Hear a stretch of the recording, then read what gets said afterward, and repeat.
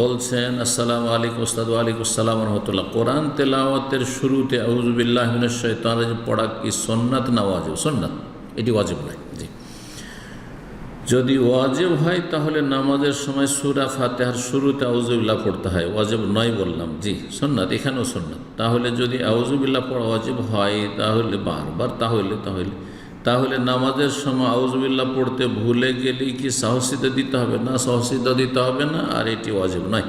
কিন্তু আপনি তো বলেছেন যে নামাজের মধ্যে 8টি ওয়াজিব, সেই 8টি ওয়াজিবের মধ্যে তো আউযু বিল্লাহ পড়া ছিল না। জি, এই জন্য বলছি যে আউযু বিল্লাহ পড়া আর বিসমিল্লাহ পড়া ওয়াজিব নয়, সুন্নাত।